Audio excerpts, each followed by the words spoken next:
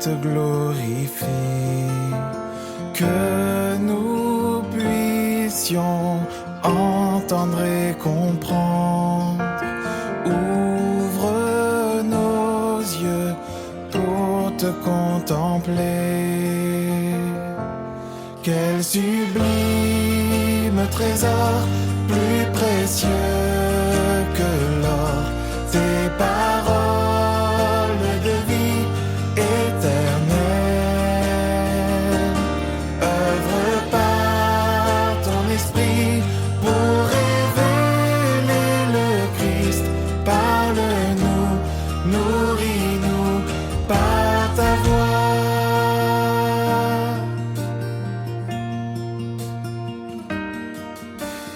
Ta parole convainc de péché et nous change pour te ressembler. Que nos cœurs soient comme un sol fertile, combat en nous l'incrédulité. Quel sublime trésor, plus précieux que l'or, tes paroles de vie éternelle.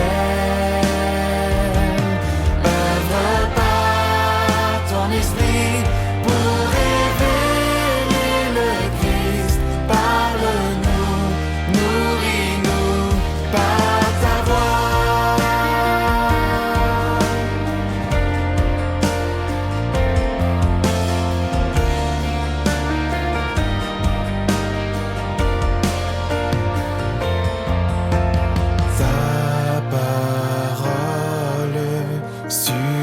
Fondation, l'espérance des générations. Que nos vies soient bâties sur ce roc.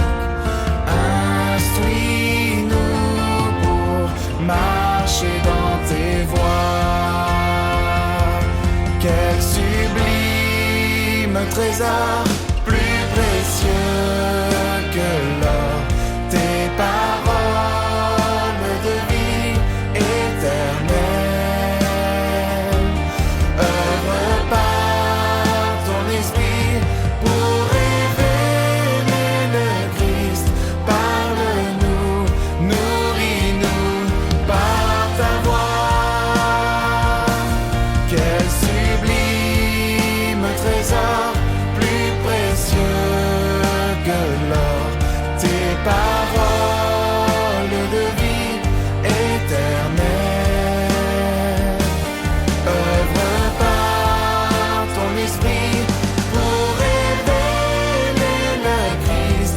Parle-nous, nourris-nous par ta voix. Parle-nous, nourris-nous par ta voix.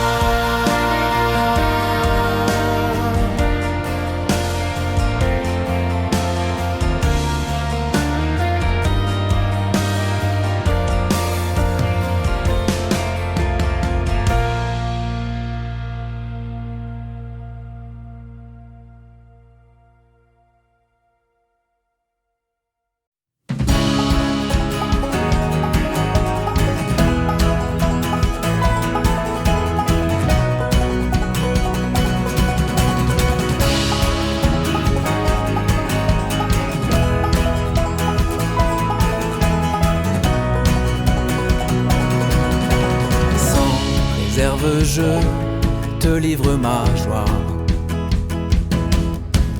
Elle vient de toi, mieux qu'un rêve et ma foi. Tu as fait qui je suis, je viens de toi. De ton souffle naît ma vie, entends mon cœur qui bat.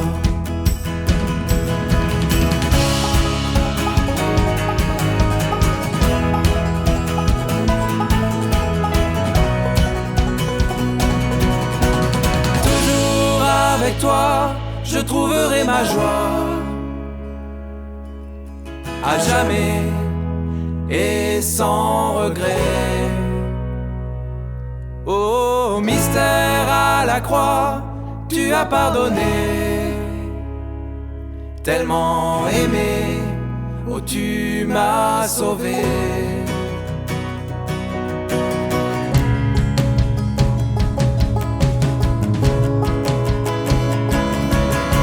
Salut mon Dieu, mon roi, oh tu es mon or.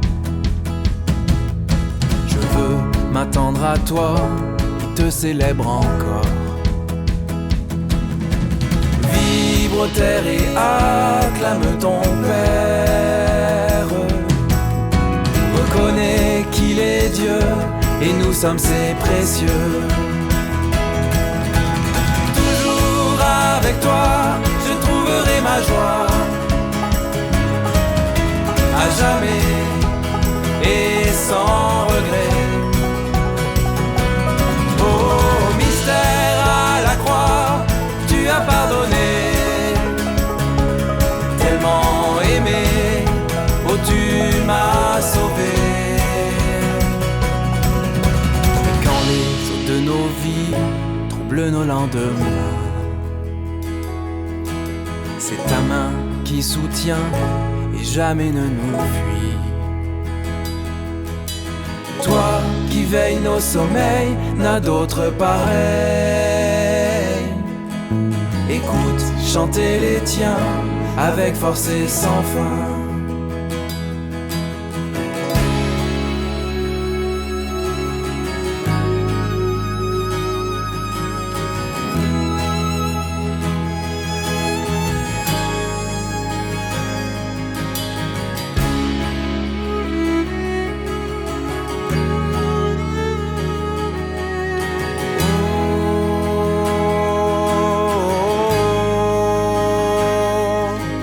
Écoute chanter les tiens avec force et sans fin. Écoute chanter les tiens avec force et sans fin. Écoute chanter les tiens avec force et sans fin. Écoute chanter les tiens. Toujours avec toi, je trouverai ma joie. À jamais et sans regret. Oh, mystère à la croix, tu as pardonné, tellement aimé, oh tu m'as sauvé. Toujours avec toi, je trouverai ma joie. À jamais et sans regret. Oh, mystère à la croix, tu as pardonné, tellement aimé, oh tu m'as sauvé.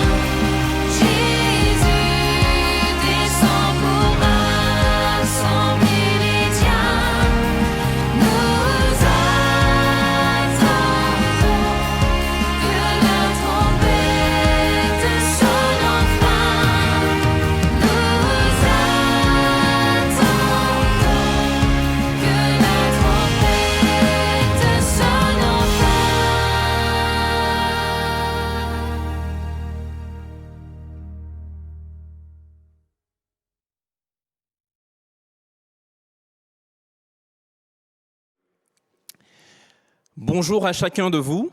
Je vous souhaite à tous la bienvenue sur la chaîne YouTube de l'Église chrétienne évangélique pour partager ce moment de culte ensemble. Nous poursuivrons tout à l'heure la série sur le livre des Actes et c'est Arnaud Potier qui nous apportera la prédication de ce matin. Nous aurons également l'occasion de célébrer notre Dieu par des chants, par des prières. Mais avant, j'aimerais bien vous poser cette question. Comment ça va aujourd'hui? Comment vous allez?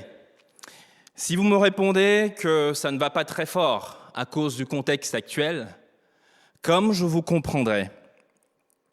Vous avez le droit en effet d'être en méforme, vous avez le droit de ne pas vous sentir bien, vous avez le droit d'être dans le creux de la vague et même d'être au fond de la détresse. C'est ce qui est arrivé à un personnage de la Bible, David, le roi David, et je vous invite à découvrir comment il a réagi dans cette situation. Ouvrez votre Bible dans le livre des Psaumes et nous allons lire à partir du chapitre 117. Si vous avez cette Bible, vous pouvez l'ouvrir à la page 407. Je lis. Louez l'Éternel, vous toutes les nations. Célébrez-le, vous tous les peuples, car sa bonté est grande envers nous et sa vérité dure éternellement. Louez l'Éternel. Louez l'Éternel, car il est bon. Oui, sa bonté dure éternellement. Qu'Israël le dise. Oui, sa bonté dure éternellement. Que la famille d'Aaron le dise. Oui, sa bonté dure éternellement. Que ceux qui craignent l'Éternel le disent. Oui, sa bonté dure éternellement. Et là, nous arrivons à David qui fait son témoignage lorsqu'il était justement dans cette épreuve. Au verset 5, il dit « Du fond de la détresse, j'ai fait appel à l'Éternel. L'Éternel m'a répondu. Il m'a délivré.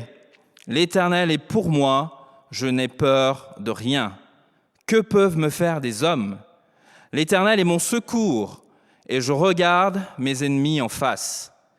Mieux vaut chercher un refuge en l'Éternel que de mettre votre confiance dans l'homme.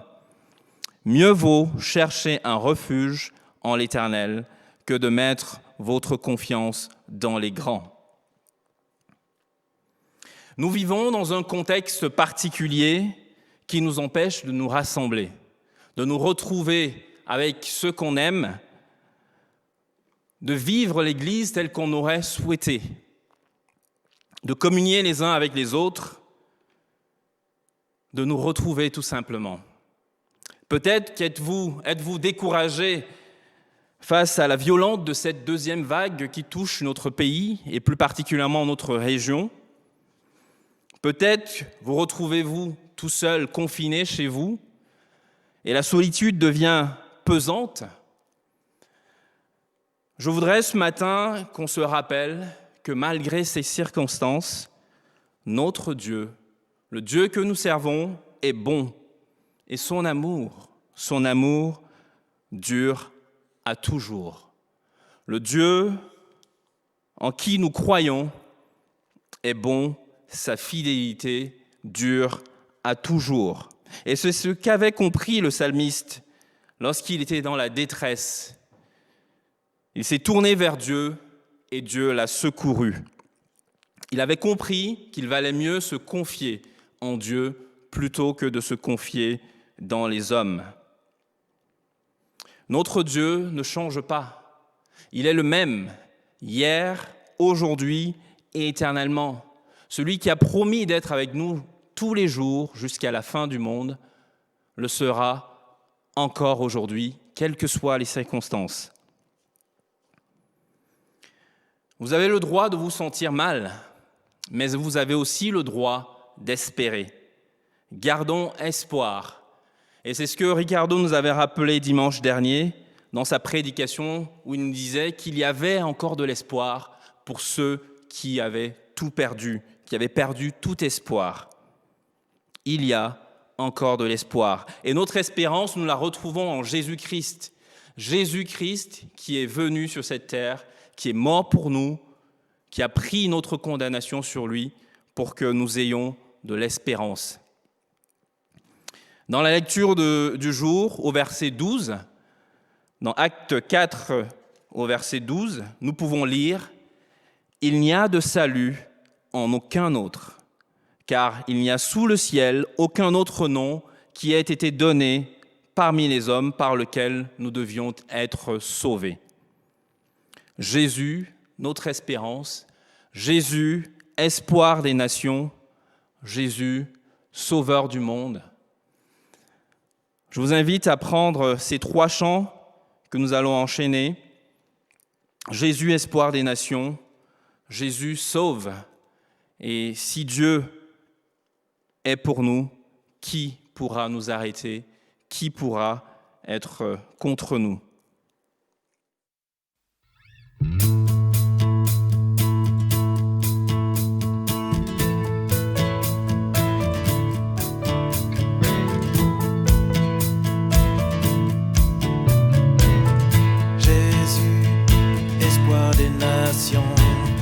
Jésus, soutien de ceux qui pleurent.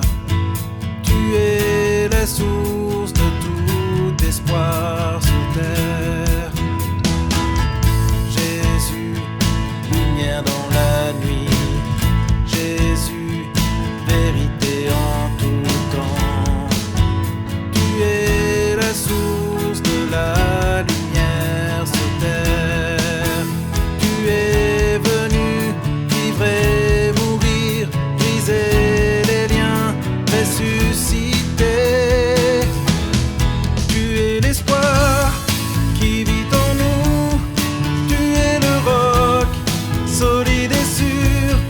Tu es lumière, par ton éclat le monde voit. Ressuscité, tu es vainqueur, prince de paix, plein de douceur. Tu es l'espoir, vivant pour celui qui te reçoit. Nous croyons, nous croyons, nous croyons. Jésus, espoir des nations. Jésus, soutien de ceux qui pleurent. Tu es la source de tout espoir sur terre. Jésus, lumière dans la nuit. Jésus, vérité en tout temps. Tu es la source de la lumière sur terre. Tu es venu vivre et mourir, briser les liens, ressusciter. Tu es l'espoir qui vit en nous. Tu es le roc, solide et sûr. Tu es lumière, par ton éclat le monde voit. Ressuscité, tu es vainqueur, prince de paix, plein de douceur. Tu es l'espoir, vivant pour celui qui te reçoit. Oui, nous croyons, nous croyons. Tu es l'espoir qui vit en nous. Tu es le roc, solide et sûr. Tu es lumière, par ton éclat le monde voit. Ressuscité, tu es vainqueur, prince de paix, plein de douceur. Tu es l'espoir, vivant pour celui qui te reçoit. Nous croyons, nous croyons, nous croyons.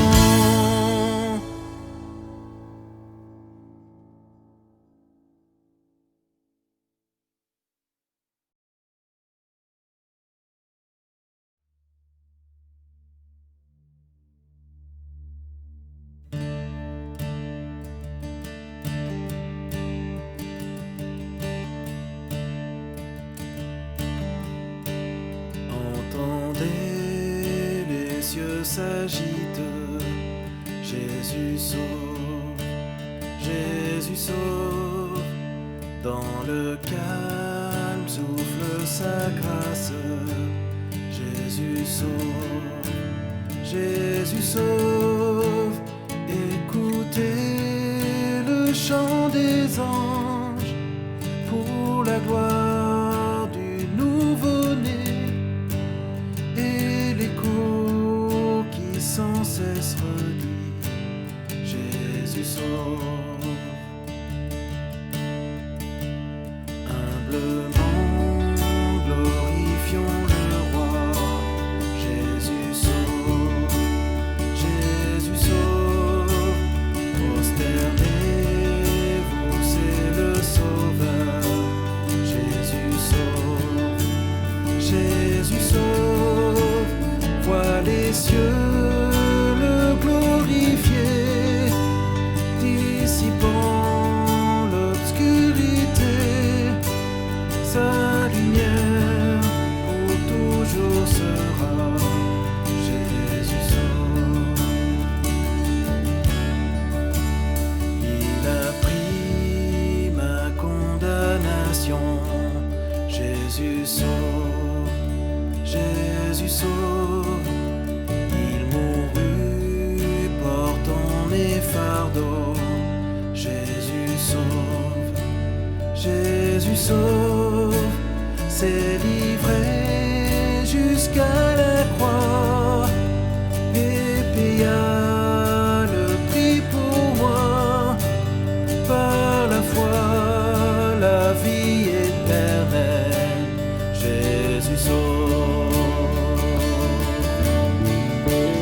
Libre est l'appel, tombent les chaînes.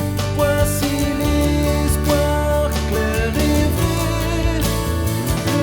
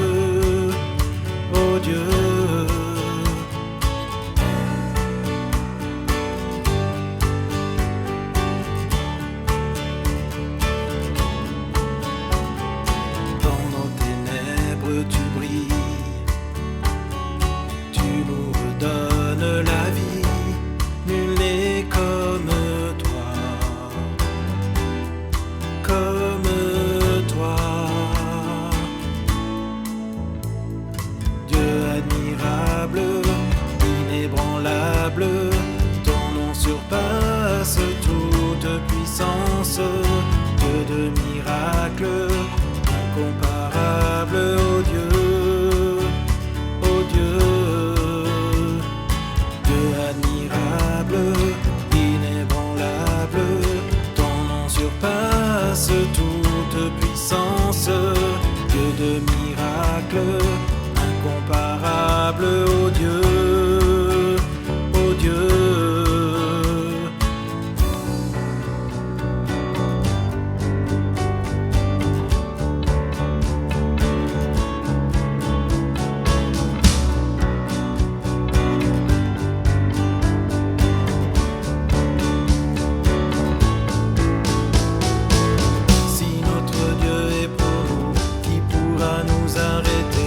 Et si Dieu est avec nous, qui sera contre nous? Si notre Dieu est pour nous, qui pourra nous arrêter? Et si Dieu est avec nous, qui sera contre nous?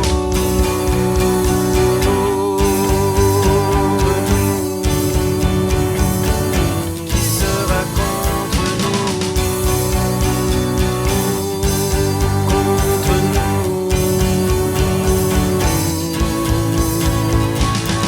Admirable, inébranlable, ton nom surpasse toute puissance, Dieu de miracles, incomparable, ô Dieu, ô Dieu.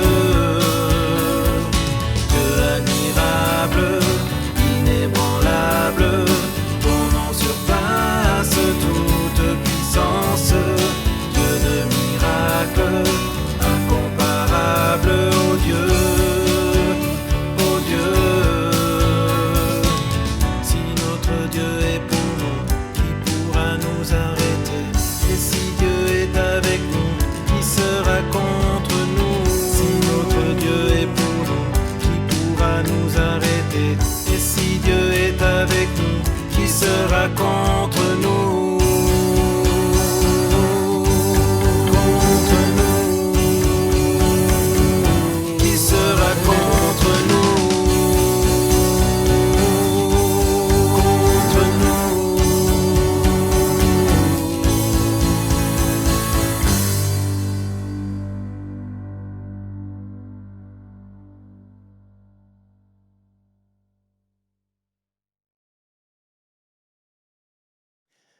Nous arrivons à notre temps de prière et je vous invite à continuer ce moment de culte en priant. Si vous êtes en famille, faites-le même à haute voix. Et ce moment de prière sera sous fond musical. N'hésitez pas à continuer ce temps de louange parce que notre Dieu est bon, notre Dieu est fidèle et son amour durera toujours. Prions ensemble.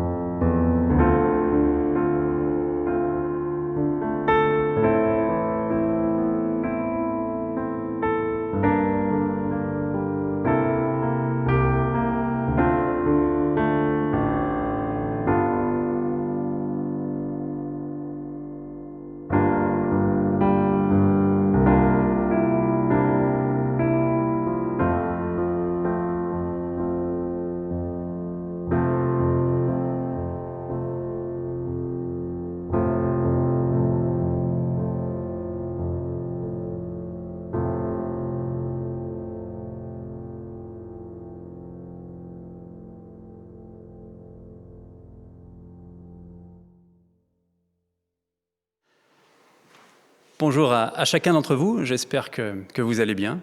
Et comme l'a dit Charlie, ce que je vais vous partager ce matin s'inscrit dans le cycle des prédications sur le livre des Actes. Ce cycle a commencé déjà depuis le 4 octobre où Raphaël nous avait fait un panorama du livre des Actes. Et puis nous en sommes aujourd'hui déjà à notre 6e prédication et nous allons lire, là aussi comme l'a dit Charlie, le 4e chapitre, le lire et l'étudier. Et si je vous donne ces informations, eh bien, c'est parce que si jamais vous avez loupé une des prédications précédentes, eh bien, vous pourrez comme ça la retrouver facilement sur le site. Alors la semaine dernière, avec Ricardo, eh bien, on avait vu que Pierre et Jean étaient allés dans le temple. Ils étaient allés dans le temple parce que c'était l'heure de la prière. Et devant le temple, eh bien, ils avaient vu une personne qui était infirme. Alors Pierre, au nom de Jésus-Christ, eh bien, l'avait guéri. Alors ça avait bien sûr suscité l'intérêt, ça avait suscité la curiosité, et la foule était présente, et ça avait donné l'occasion à Pierre de prêcher. Et on avait comme ça quitté Pierre sur cette prédication, et il prêchait la résurrection de Jésus-Christ, il prêchait aussi, il montrait combien cet événement de la résurrection s'inscrivait dans les prédications, plutôt dans les prophéties de l'Ancien Testament. Et puis il prêchait aussi le pardon, il prêchait la repentance. Et donc on avait quitté là Pierre où il prêchait, et le chapitre 4 eh bien, commence ici au moment où Pierre prêche. Alors je vous propose ce matin eh bien, de lire le chapitre 4 et nous allons lire du premier verset jusqu'au 31e verset. Voilà, je vous invite à la lecture. Pierre et Jean parlaient encore au peuple quand survinrent les prêtres, le commandant des gardes du temple et les Sadducéens. Ils étaient excédés parce que les apôtres enseignaient le peuple et annonçaient la résurrection des morts dans la personne de Jésus. Ils les arrêtèrent et comme c'était déjà le soir, ils les mirent en prison jusqu'au lendemain. Cependant, beaucoup de ceux qui avaient entendu la parole crurent, ce qui portait le nombre des hommes à 5000 environ. Le lendemain, les chefs du peuple, les anciens et les spécialistes de la loi se rassemblèrent à Jérusalem avec le grand prêtre Anne, Caïphe, Jean, Alexandre et tous ceux qui étaient de la famille du grand prêtre. Ils firent comparaître Pierre et Jean au milieu d'eux et leur demandèrent « Par quelle puissance ou quel nom avez-vous fait cela ?» Alors Pierre, rempli du Saint-Esprit, leur dit « Chefs du peuple et anciens d'Israël, on nous interroge aujourd'hui sur un bienfait accordé à un infirme afin que nous disions comment il a été guéri. Sachez-le bien, vous tous, et que tout le peuple d'Israël le sache. C'est par le nom de Jésus-Christ de Nazareth, celui que vous avez crucifié et que Dieu a ressuscité. Oui, c'est par lui que cet homme se présente en pleine santé devant vous. Jésus est la pierre rejetée par vous, qui construisez, et qui est devenue la pierre angulaire. Il n'y a de salut en aucun autre, car il n'y a sous le ciel aucun autre nom qui ait été donné parmi les hommes, par lequel nous devions être sauvés. Lorsqu'ils virent l'assurance de Pierre et de Jean, ils furent étonnés, car ils savaient que c'étaient des hommes du peuple sans instruction, et ils les reconnaissaient pour avoir été avec Jésus. Mais comme ils voyaient debout avec eux l'homme qui avait été guéri, ils n'avaient rien à répliquer. Ils leur ordonnèrent de sortir du Sanhédrin, puis ils délibérèrent entre eux en disant « Que faire à cet homme ?» En effet, ils ont accompli un signe miraculeux, évident. C'est clair pour tous les habitants de Jérusalem, et nous ne pouvons pas le nier. Mais afin que cela ne se propage pas davantage parmi le peuple, défendons-leur avec menace de parler désormais à qui que ce soit en ce nom-là. Alors ils les appelèrent et leur interdirent absolument de parler ou d'enseigner au nom de Jésus. Pierre et Jean leur répondirent « Est-il juste, devant Dieu, de vous écouter, vous, plutôt que Dieu ? Jugez-en vous-même. Quant à nous, nous ne pouvons pas ne pas annoncer ce que nous avons vu et entendu. » Les chefs du peuple leur firent de nouvelles menaces et les relâchèrent. À cause du peuple, ils ne trouvaient pas de moyen de les punir, parce que tous attribuaient à Dieu la gloire de ce qui était arrivé. En effet, l'homme qui avait bénéficié de cette guérison miraculeuse était âgé de plus de 40 ans. Une fois relâchés, Pierre et Jean allèrent trouver les leurs et racontèrent tout ce que les chefs des prêtres et les anciens leur avaient dit. Après les avoir écoutés, ils s'adressèrent tous ensemble à Dieu en disant « Maître, tu es le Dieu qui a créé le ciel, la terre, la mer et tout ce qui s'y trouve. C'est toi qui as dit par le Saint-Esprit, par la bouche de notre Père, ton serviteur David, pourquoi cette agitation parmi les nations et ces préoccupations dépourvues de sens parmi les peuples? Les rois de la terre se sont soulevés et les chefs se sont ligués ensemble contre le Seigneur et contre celui qu'il a désigné par onction. Il est bien vrai qu'Hérode et Ponce Pilate se sont ligués dans cette ville avec les nations et les peuples d'Israël contre ton saint serviteur Jésus, que tu as consacré par onction. Et ils ont accompli tout ce que ta main et ta volonté avaient décidé par avance. Et maintenant, Seigneur, sois attentif à leurs menaces et donne à tes serviteurs d'annoncer ta parole avec une pleine assurance. Déploie ta puissance pour qu'il se produise des guérisons, des signes miraculeux et des prodiges par le nom de ton saint serviteur, Jésus. Quand ils eurent prié, l'endroit où ils étaient rassemblés trembla. Ils furent tous remplis du Saint-Esprit et ils annonçaient la parole de Dieu avec assurance. Annoncer la parole de Dieu avec assurance. C'est le titre que j'ai choisi pour cette prédication. Parce que ce qui est étonnant dans ce récit, c'est que les disciples sont pleins d'assurance, malgré le contexte. Et donc, je vous propose que l'on voit ensemble ce qui leur donne cette assurance. Mais avant ça, dans un premier temps, j'aimerais dire un mot sur Pierre et sur Jean, qui sont bien sûr les personnages principaux du récit que l'on a lu. Ça me paraît important parce que comprendre la personnalité de Pierre et de Jean, comprendre un peu d'éléments de leur histoire, permet de mieux comprendre le passage que l'on a lu. Alors, je commence déjà par Pierre. Déjà, Pierre, vous le savez, c'est pas son vrai nom. Il lui a été donné par Jésus. Son vrai nom, c'est Simon. Et dès le début de l'évangile de Jean, dans le premier chapitre, au verset 42, Jésus lui dit « Tu es Simon, fils de Jonas, et tu seras appelé Céphas », ce qui signifie Pierre. Et il fallait à Jésus un réel don de prophétie pour qu'à ce moment-là, il voie en Pierre le rocher solide qu'il allait ensuite devenir. Parce que plusieurs fois, quand il était aux côtés de Jésus, Pierre a été maladroit, il a manqué de courage, il a dit des choses de travers. Et on ne voyait pas vraiment encore le côté Pierre, rocher de Simon. Et il devient réellement ce rocher ici, dans les premiers chapitres du livre des Actes. Il est posé et il est devenu la fondation solide de cette Église naissante. Et Pierre a une mission. Il a une mission que Jésus lui a confiée. Dans l'évangile de Jean, au chapitre 21, verset 15, Jésus lui dit « Simon, fils de Jonas, m'aimes-tu » Et il lui dit 3 fois. Il lui pose cette question après que Pierre ait fait semblant de ne pas le connaître, au moment où Jésus a été arrêté, parce que Pierre n'avait pas envie qu'il lui arrive le même sort. Pierre, à cette question de Jésus, « M'aimes-tu » répond « oui » 3 fois. Et 3 fois, Jésus lui dit « Nourris mes brebis » ou « Prends soin de mes brebis ». Et cet échange se termine par le « Suis-moi » de Jésus. Ailleurs, dans les évangiles, dans Matthieu 16, versets 15 à 18, Pierre reconnaît que Jésus est le Messie, le Fils du Dieu vivant. Et quand Pierre a reconnu qui était Jésus, alors Jésus lui dit « Et moi je te dis que tu es Pierre, et sur ce rocher je construirai mon Église. » Donc la mission que Jésus a confiée à Pierre est claire, construire son Église et prendre soin de ses membres. Et à partir des premiers chapitres du livre des Actes, Pierre est en mission. Et rien ne pourra le faire dévier de sa trajectoire. Et c'est pour cette raison que Pierre prend la parole pour prêcher. Il faut avoir ça en tête pour mettre ce 4e chapitre des Actes en perspective. Pierre a une mission, et c'est construire l'Église de Jésus-Christ et prendre soin de ses brebis. C'est ce qu'il fait dans le chapitre 2, au moment où l'Esprit Saint descend.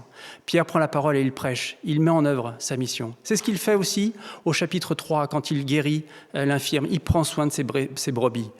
Pierre est en mission. Et c'est ce qu'il fait aussi au chapitre 4. Face aux autorités juives, Pierre est en mission. Il remplit sa mission et rien ne pourra le faire dévier de sa trajectoire. Jean non plus n'est pas le premier venu.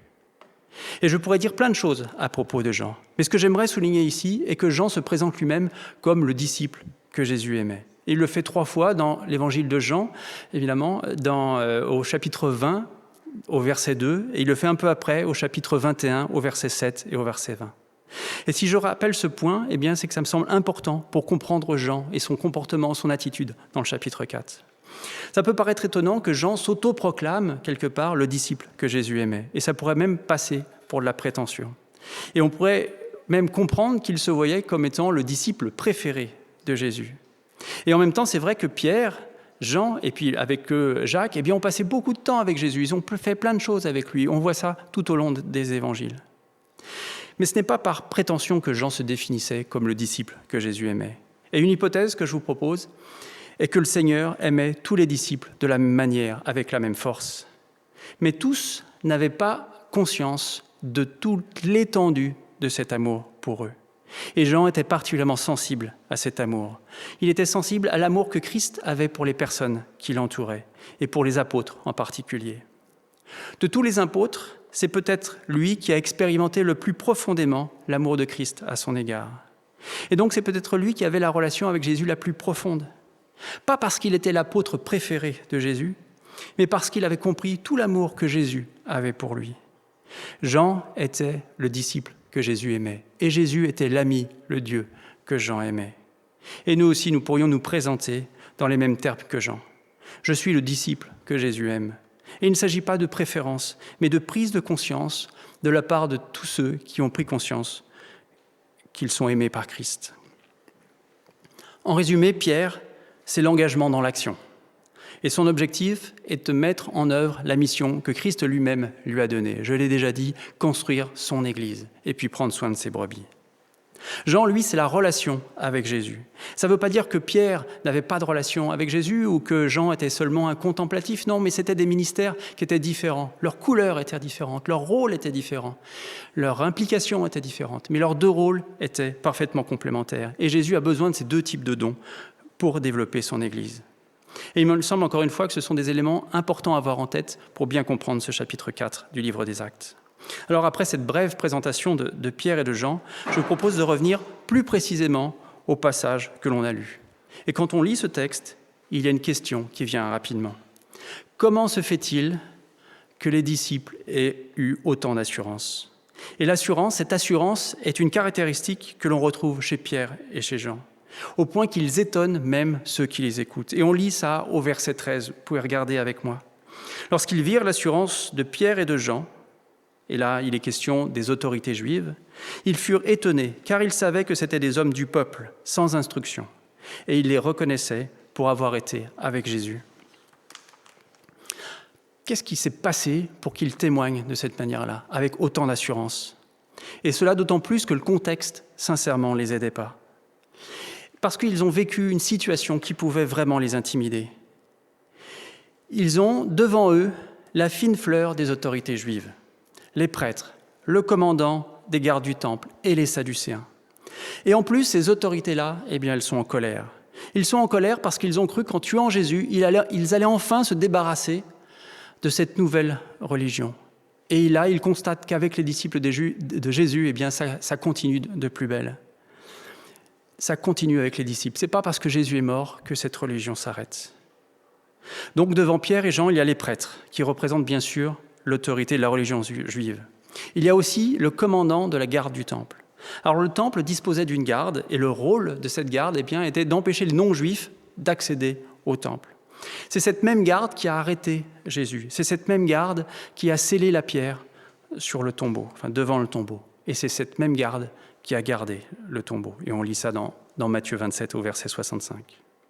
Il y a aussi les Sadducéens. Alors les Sadducéens, eux, ce sont des Juifs qui ont une position dominante au tribunal des Juifs que l'on appelle le Sanhédrin. Leur doctrine, entre autres, était de rejeter la résurrection. Et c'est pour ça aussi qu'ils sont énervés, parce qu'ils ont entendu Pierre prêcher la résurrection. Et eux, c'est quelque chose qu'ils rejettent. C'est la fin de journée. Alors, comme ils ne savaient pas quoi faire de Pierre et Jean, c'est simple, ils les mettent en prison. Et donc, cette nuit passée derrière les barreaux aurait pu également les fragiliser et leur faire perdre leur assurance. Le lendemain, ils se retrouvent face aux mêmes personnes. Mais en plus, il y a Caïphe, le grand prêtre. Il y a Anne, qui est le beau-père de Caïphe. Mais surtout, c'est un ancien grand prêtre. Et c'est des personnes avec une grande autorité, parce que justement, ils sont responsables du Sanhédrin. Et ce sont eux qui ont arrêté et fait tuer Jésus. Donc vous représentez la scène, l'environnement du tribunal, le fait d'être face aux plus hautes autorités juives, la nuit en prison, sans oublier que Jésus, leur maître, a été crucifié il n'y a pas très longtemps. Tout ça aurait pu bousculer leur assurance. Tout est réuni pour qu'ils soient fébriles et inquiets. Et ce n'est pas le cas. Au contraire, ils sont pleins d'assurance. Et leur assurance étonne les membres du Sanhédrin.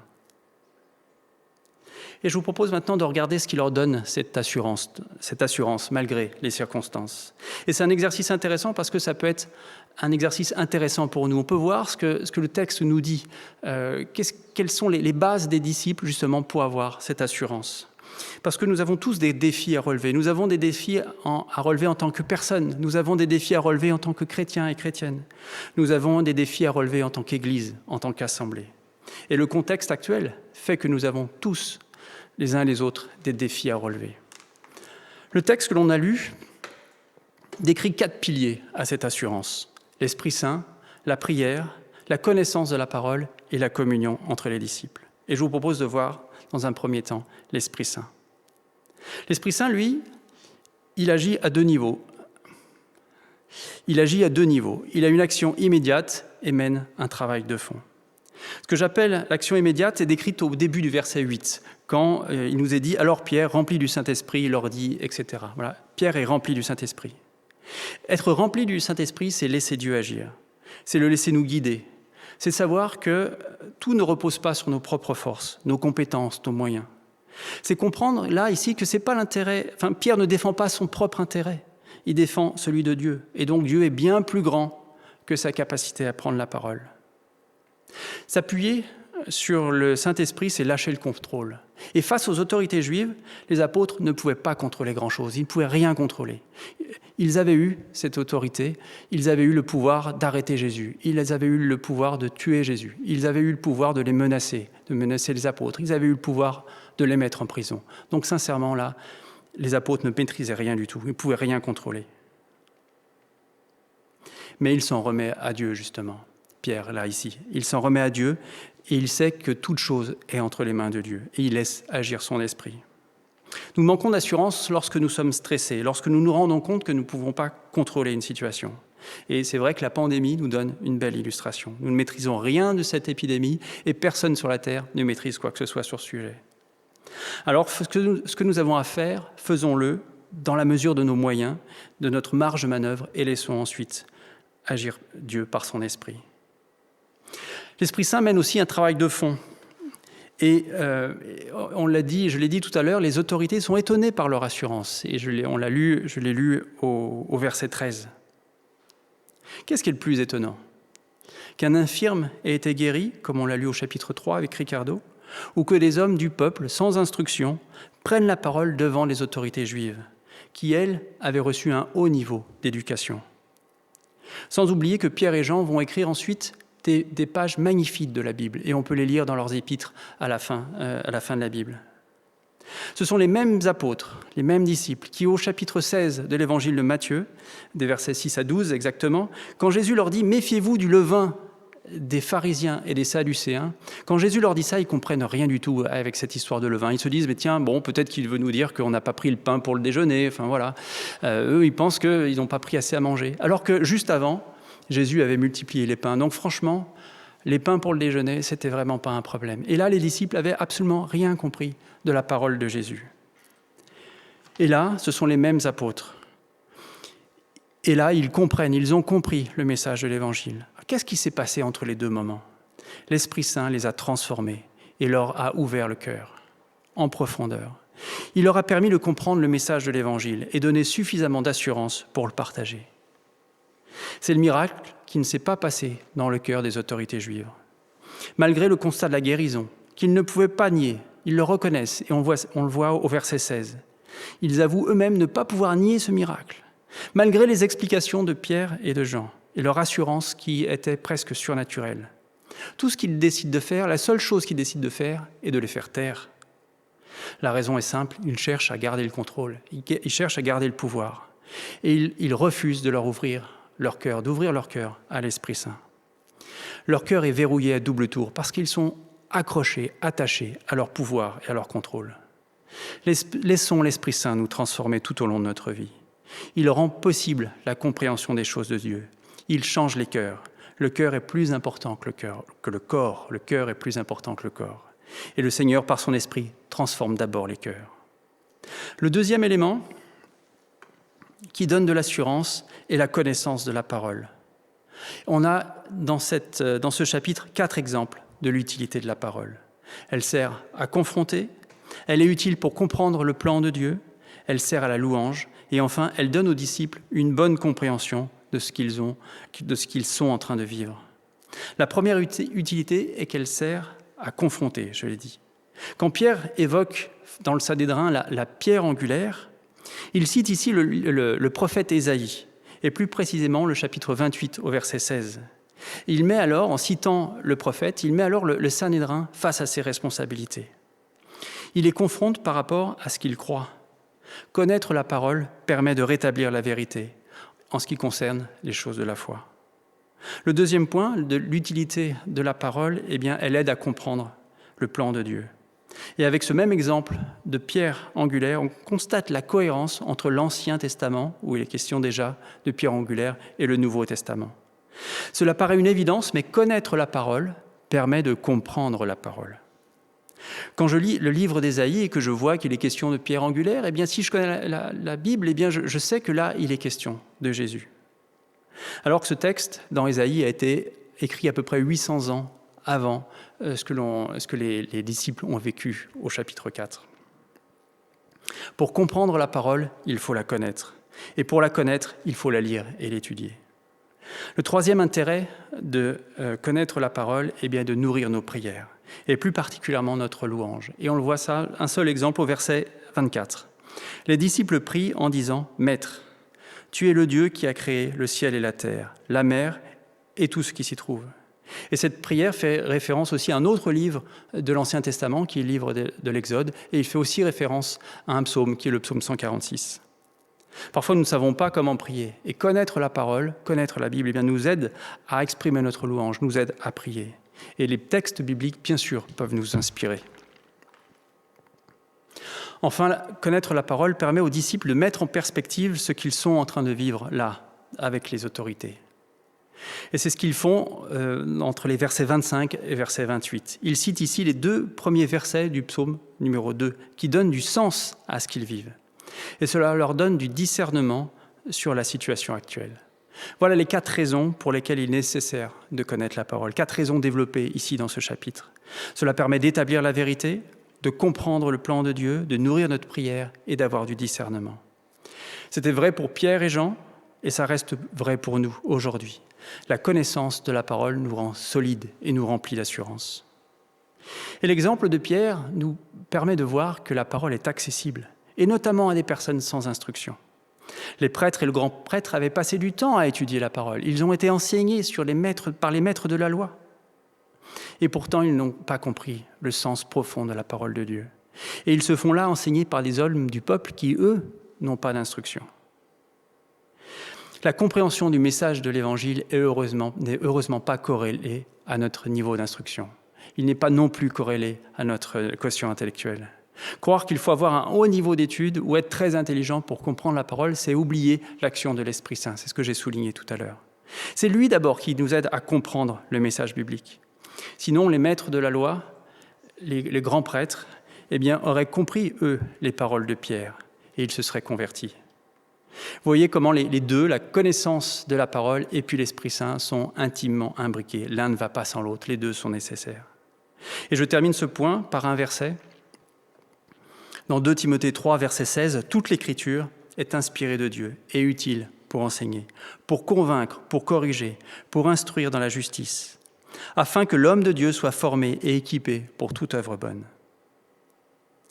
Le troisième élément qui donne de l'assurance est la prière, et plus particulièrement la prière communautaire. Et Jean-Marc l'a rappelé il y a 2 semaines, mais j'aimerais quand même dire un mot ici, ce matin. Parce que justement, c'est vraiment un élément essentiel. Et on le voit à partir du verset 23. Le texte dit « Ils s'adressèrent tous ensemble à Dieu ». La prière est tellement communautaire, collective, elle est tellement unie, elle est dite dans l'unité, que l'on ne sait pas qui prie. Il est juste dit « Ils s'adressèrent tous ensemble à Dieu ». Et après, le texte est comme si c'était une seule personne qui parlait. Au-delà de la dimension communautaire, quel enseignement peut-on tirer du contenu de la prière des disciples ici ? Et une prière qui commence au verset 24 et qui ensuite se termine au verset 30. Tout d'abord, on voit qu'il replace Dieu à sa juste place. Regardons ensemble. « Maître, tu es le Dieu qui a tout créé », verset 24. C'est toi qui as dit par la bouche de David, verset 25. Ton serviteur Jésus que tu as consacré par onction, verset 27. Ils ont accompli tout ce que ta main et ta volonté avaient décidé d'avance, verset 28. Et le point commun de toutes ces formules est qu'ils reconnaissent que Dieu est souverain en toutes choses.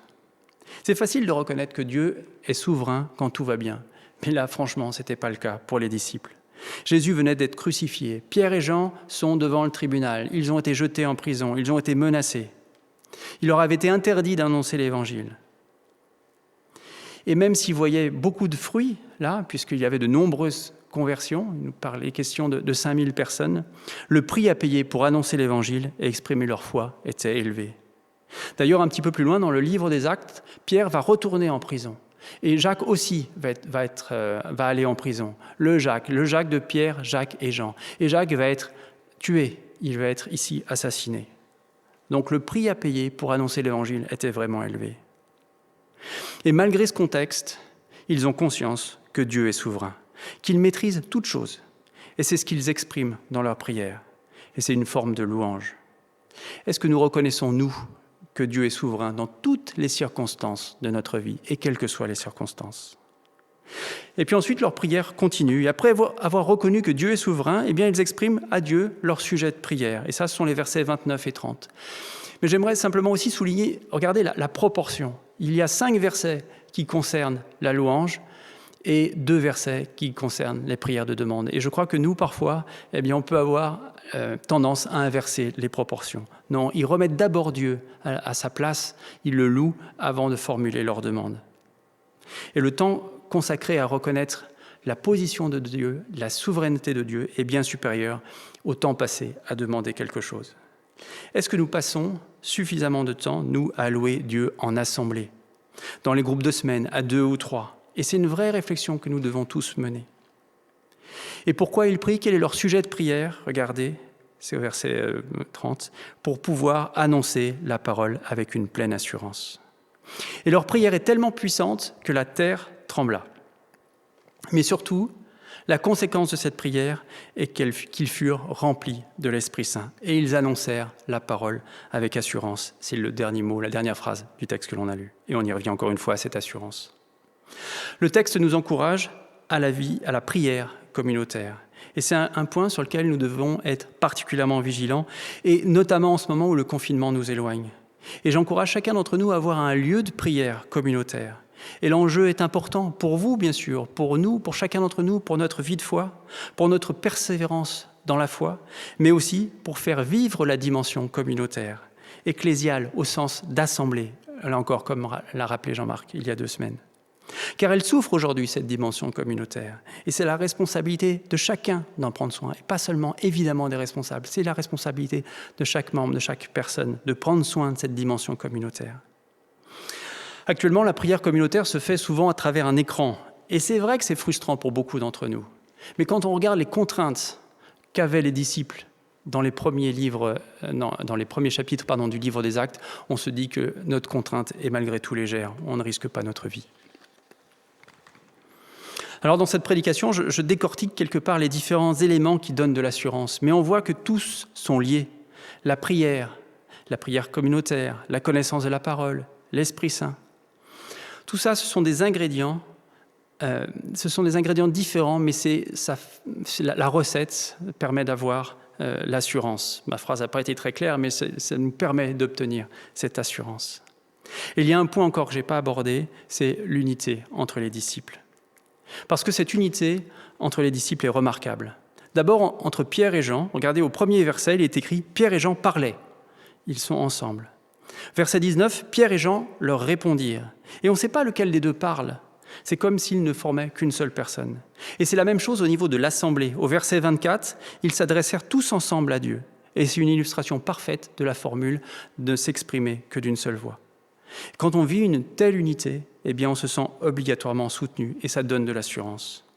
Ça ne veut pas dire que tous ont le même rôle et face au tribunal, c'est Pierre qui parlait et Jean se taisait. Et ça correspondait peut-être à la personnalité de l'un et de l'autre. Mais je fais le pari que pendant que Pierre parlait, Jean priait. Et vous vous souvenez, j'avais dit Pierre l'action et puis Jean plutôt la relation. Je pense que justement, c'est pour ça que Pierre parlait et que Jean priait. Et l'unité est sans doute aussi renforcée par les épreuves qu'ils vivent ensemble. Chacun connaissait le même contexte, les mêmes risques et visait le même objectif, annoncer la parole avec assurance. Ils avaient des rôles différents tous, mais ils étaient unis dans la prière, dans l'action, dans le service pour servir Jésus-Christ et annoncer la bonne nouvelle de l'Évangile. Et c'est la vocation de l'Église, quel que soit le contexte. Alors en conclusion, j'aimerais dire que j'ai bien conscience d'avoir dit des choses simples, qui ont été dites plein de fois déjà dans les prédications précédentes. Mais ce sont ces choses simples qui fondent le socle de notre foi. Comme Pierre, nous avons une mission. Comme Jean, soyons convaincus que nous sommes le disciple ou la disciple que Jésus aime. Et notre mission, c'est de servir et d'annoncer l'Évangile. Pour être des chrétiens debout, pour être des chrétiens remplis d'assurance, chacun d'entre nous a besoin d'Esprit Saint, d'être instruit et nourri de la parole, de passer du temps dans la prière en assemblée. Et on a besoin aussi d'unité et de soutien de nos frères et sœurs. Et ce sont encore une fois les ingrédients d'une recette qui font que l'Église, même si ça fait 2000 ans que cette scène a existé, eh bien fait que l'Église continue d'exister. La diffusion de ce culte en ligne fait que notre audience va bien au-delà de Grenoble. Alors peut-être que vous êtes un chrétien isolé. Si vous êtes un chrétien isolé, je vous encourage de toutes mes forces à rejoindre une assemblée. Et si ce n'est pas possible, de rejoindre au moins un chrétien, 2 chrétiens, pour pouvoir prier ensemble, pour pouvoir se sentir soutenus et partager l'étude de la parole. Si vous êtes membre d'une assemblée, particulièrement si vous êtes membre de notre assemblée, eh bien que notre distanciation physique ne soit pas une distanciation communautaire, que notre distanciation physique ne soit pas une distanciation communautaire.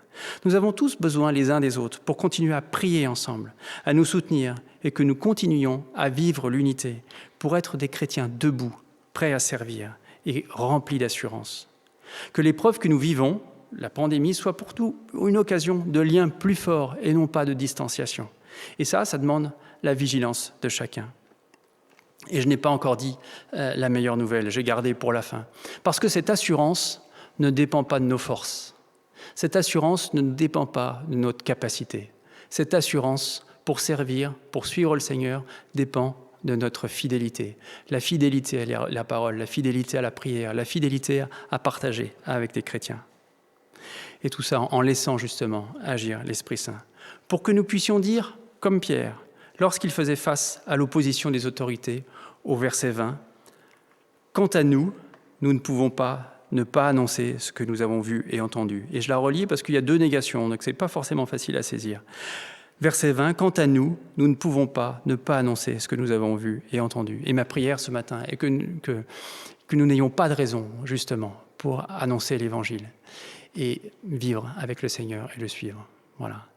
Je vous souhaite un excellent dimanche et puis je laisse la parole à Charlie. À bientôt. Nous sommes arrivés au terme de notre culte. Je remercie encore Arnaud pour la prédication. Je vous invite aussi, pour ceux qui peuvent encore, à rester pour continuer à partager ensemble sur le chat. Et je vous laisse simplement avec ce verset, le verset 12, que nous avons lu tout à l'heure. « Il n'y a de salut en aucun autre, car il n'y a sous le ciel aucun autre nom qui ait été donné parmi les hommes, par lequel nous devions être sauvés. » Bon dimanche, et on se retrouve dimanche prochain à 10h30.